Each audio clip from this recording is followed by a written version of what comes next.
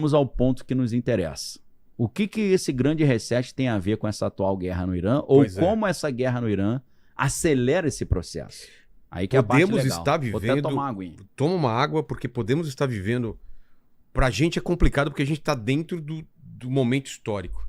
Mas no futuro, a galera pode estar estudando esse momento como se a guerra já começou. A grande terceira. guerra. Sim. Porque quando a Segunda Guerra começou, os caras não sabiam que era uma Segunda Grande Guerra Mundial. Não sabia. Aí depois o pessoal analisou, não. Começou aqui, depois foi esses conflitos aqui. E o pode estar acontecendo agora, que esses pequenos não, mas esses conflitos, guerra da Ucrânia, guerra do Irã, tensão na Venezuela, tudo isso criou um ambiente para a China entrar e Rússia entrar e virar uma grande guerra, que aí, segundo o pessoal da geopolítica, só vira grande guerra quando tá envolvido grandes nações. Grandes players. Grandes players. E eu acho que você já tem Estados Unidos já envolvido. Tem Rússia em um e tem Estados Unidos em outra. Para isso se juntar e virar uma coisa mundial, não vejo muita... Não falta muito. Não falta mas muito. Pode haver um catalisador. Parece que os Estados Unidos, não sei se ele quer adiantar a entrada da China, porque ele sente que a China não está preparada ainda e não quer esperar a China se tá preparada para entrar numa guerra, porque ele está estrangulando a China com Venezuela e agora Irã. Parece que está chamando para briga, não tá não? Na verdade, é aquela história. Quem não conhece... É aquela história, não, deixa eu mudar a frase. É aquela situação. Quem não conhece história, tá fadado a repetir os erros do passado. A grande pergunta que a gente faz... O pessoal tá falando, em qual momento o Thanos vai aparecer, né? Tá perto, dá um estalo, né? Ainda bem que a gente tem o Tony Stark aqui pra resolver. Mas ele entregou a própria vida, né, pra resolver. Então tá disposto, Vilela, a se sacrificar pela humanidade. O pessoal falando que eu tô mais pra Wolverine agora com esse cabelo aqui do que pra Tony Stark. Você é o Tonho Stark. Tonho Stark. Você falou do Wolverine, lembrei do... Você lembra que tinha um lutador, que o apelido dele era Wolverine? Não. Não lembra, não?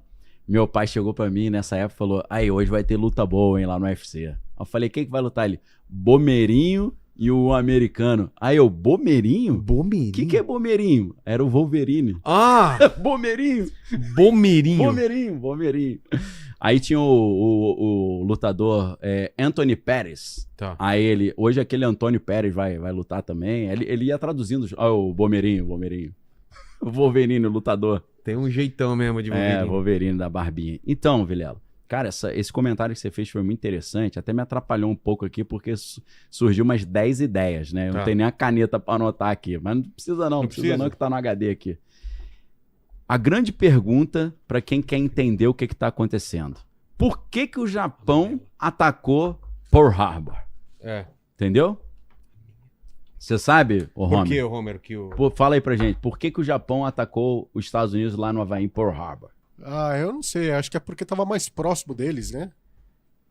Não, também, né? Porque tinha ali uma frota naval poderosa americana. Mas o que leva os caras a fazer isso? Sabe por quê? E se entende que foi uma das motivações do Japão para atacar os Estados Unidos. Os Estados Unidos fizeram um embargo de petróleo contra o Japão. Exatamente o que eles estão fazendo com a China agora. Exatamente o que o Vilela acabou de falar. Isso levou o Japão a chegar num problema extremo de desabastecimento de petróleo e falou: cara, vou ter que ir por tudo ou nada, meu irmão. Vamos supor que você está numa floresta e você foi encurralado por um urso. Aí você fala: cara, não tem mais o que fazer. Eu não tenho como andar para frente, para trás, para cima, para baixo. Você fala: cara, vou ter que partir para cima do urso, né? Então o Japão, aconteceu isso com eles. E a história se repete. O Japão atacou os Estados Unidos porque os Estados Unidos fizeram um embargo energético de petróleo contra eles. Os Estados Unidos está fazendo a mesma coisa. E aí, me lembra de uma tonelada de outras coisas que você falou, porque lembra também o problema dos 3 corpos. A ideia era os alienígenas interromperem o desenvolvimento tecnológico humano para quando eles chegarem a gente não ter... Putz, eu não tinha feito essa relação, a mesma coisa, né? Vamos atacar a China. Estados Unidos fez um cálculo que a China... Daqui a tanto tempo vai ter um exército, tá construindo porta-avião, drone, não sei o quê, daqui a um tempo vai suplantar. Ficar invencível. Vai ser invencível, até porque os caras têm um exército trocentas vezes maior. De pessoas. Então vamos forçar ela a entrar na guerra antes. Que eu quebro as pernas dele agora. Que aí eu tenho desculpa pra destruir tudo lá. É igual você aquela história, né? Descobrir que o Adolfinho Hitler ia fazer o que ele fez, você elimina ele antes. Lembra que ele tava se afogando e um padre salvou ele, cara? Verdade, cara. Então, aí tem aquela história, vamos voltar no tempo, né? E eliminar o Hitler. Imagina uma linha temporal que o padre não salvou, né? Agora você imagina, né? O padre... Esse padre, rapaz, deve ter vivido uma crise existencial ferrenha. Mas depois, é uma história né? parecida com aquela... Eu acho que eu já te contei a história do Monster. É um Qual mangá, Monster? é um mangá. Um mangá japonês Acho que não, cara. que tem um Vou tomar anime aguinha. também. É um neurocirurgião, o melhor da cidade. Eu acho que ele mora na Alemanha. Se chamava Stephen Strange? Não, não. Aí ele namora com a dona do hospital, com a filha da dona do hospital. Chega pra ele uma criança e ele tá operando a criança. Sei. Só que aí chega ao mesmo tempo, um pouquinho depois chega o prefeito da cidade, o governador, muito mal, e o dono do hospital fala assim: você não vai operar a criança. Larga a criança. Ele é mais importante. Ele falou: não, desculpa, a criança chegou primeiro. antes e tal, tô aqui. Aqui é Ele ordem de desobedece, desobedece, morre o prefeito, a criança sobrevive e ele é mandado embora e perde tudo. A filha larga ele e tal. Só que o pior, depois você descobre na história que esse moleque vira o maior serial killer da região e agradece ele por ter salvado a vida dele, cara. Caraca. Então Aí o lance fala- dele é ir atrás desse serial killer aí. Aí o serial killer falou pra ele, só não vou te matar por consideração. Olha lá. Cara, não conhecia essa história não, maneiro, hein?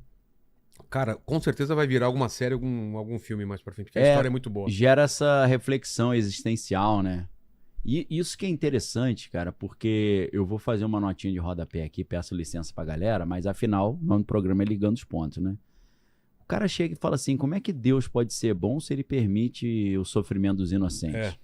É a grande Aí questão. você né? fala assim, cara, às vezes você salva uma pessoa, o cara é o Hitler. Exato. E às vezes você não salva uma pessoa e uma coisa boa acontece em consequência disso. Talvez até para a pessoa que morreu, a gente não sabe exatamente. Cai um avião, você não sabe quem tá no avião. Exato. Na Bíblia... Não que tem essa relação também. Não, né? claro, mas é para você saber, para você fazer...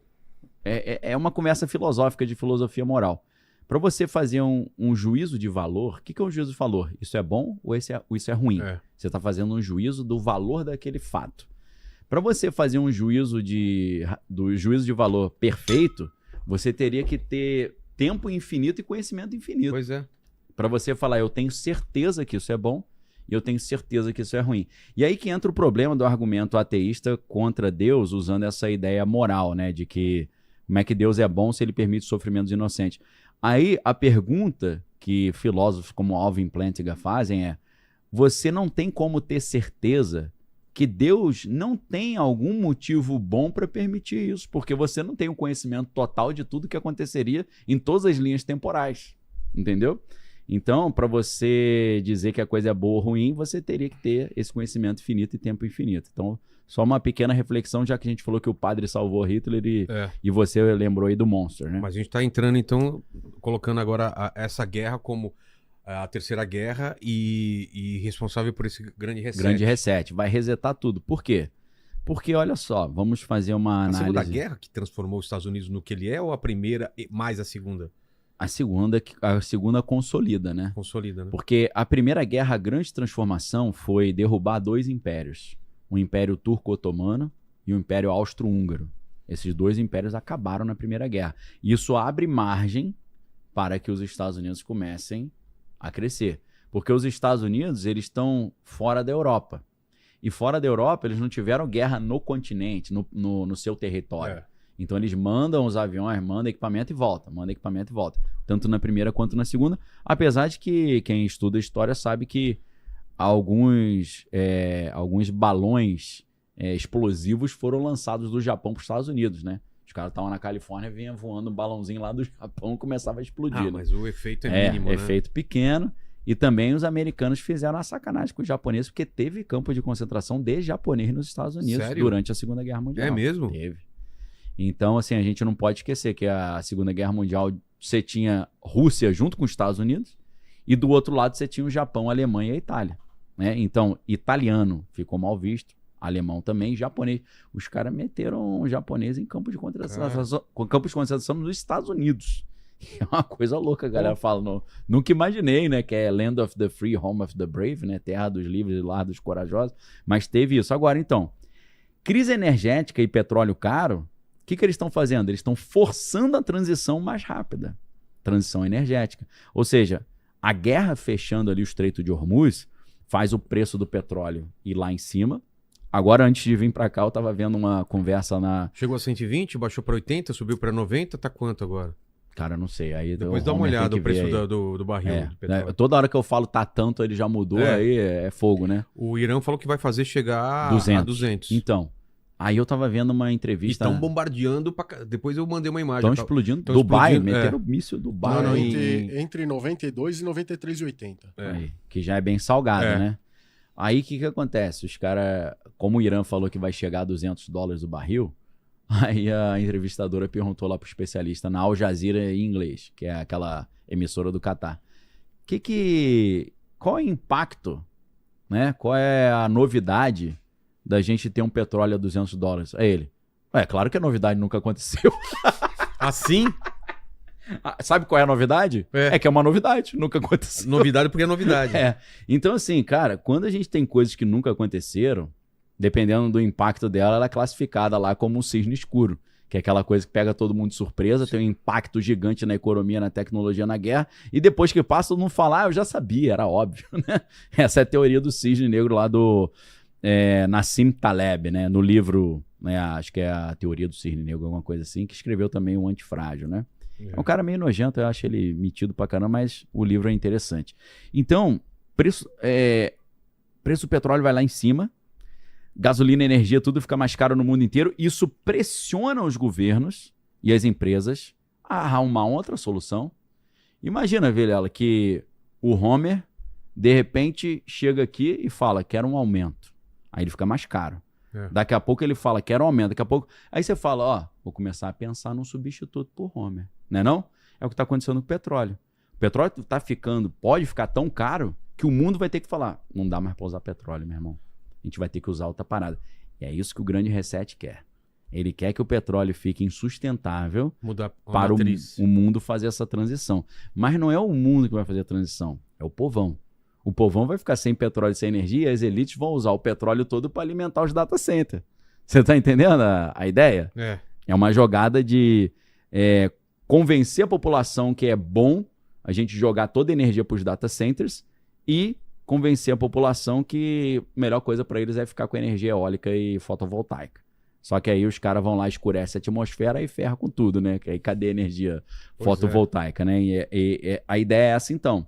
Petróleo muito alto favorece o grande reset, porque o grande reset quer o Green New Deal, o novo acordo verde, né? A mudança da matriz energética para uma matriz renovável e sustentável. Então, isso pressiona o governo e as empresas a acelerar essa saída do petróleo, sair do carvão também, sair do gás natural e investir pesado nos renováveis, no hidrogênio, nas baterias. Exatamente o que o grande reset quer, que é reconstruir o mundo melhor, né? Com uma pegada de carbono baixa.